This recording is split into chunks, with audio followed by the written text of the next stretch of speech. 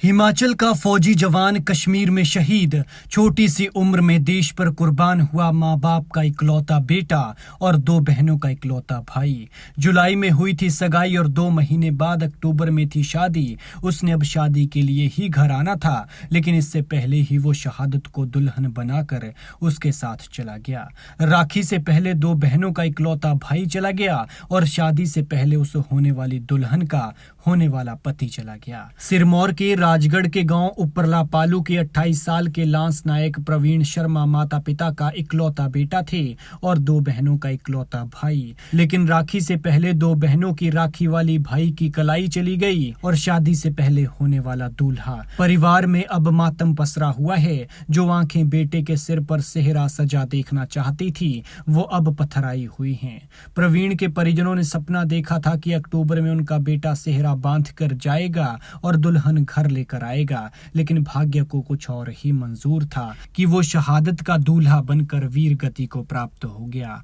प्रवीण जब भी छुट्टी पर घर आते थे तो परिवार वाले उन्हें शादी के लिए कहते थे, लेकिन प्रवीण किसी न किसी बहाने से शादी से इनकार कर देते थे। वो हर बार कहते थे कि शादी अभी नहीं, बाद में करूंगा।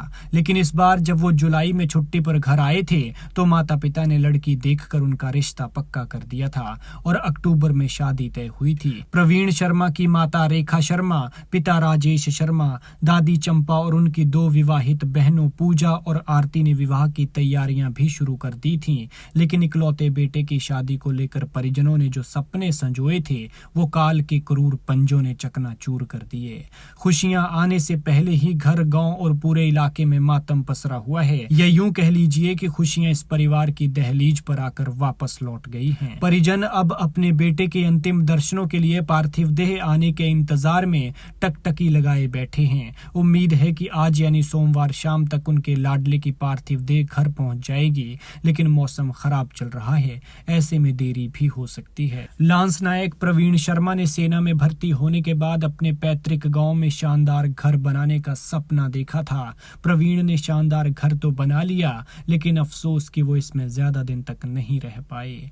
घर बन जाने के बाद शादी का फैसला लिया और वो जुलाई पर घर आए थे और तब उनकी सगाई हुई थी। लेकिन बेहद दुखद है कि जिस घर में दुल्हन लाने की खुशियों के सपने देखे गए थे, जिस घर में 2 महीने बाद शहनाई की गूंज उठनी थी, उस घर में अब मातम पसरा हुआ है और दुल्हन की जगह उस घर में होने वाला दूल्हा तिरंगे में लिपट कर आ रहा है। किसी ने भला कहां सोचा था कि ऐसा भी हो सकता है।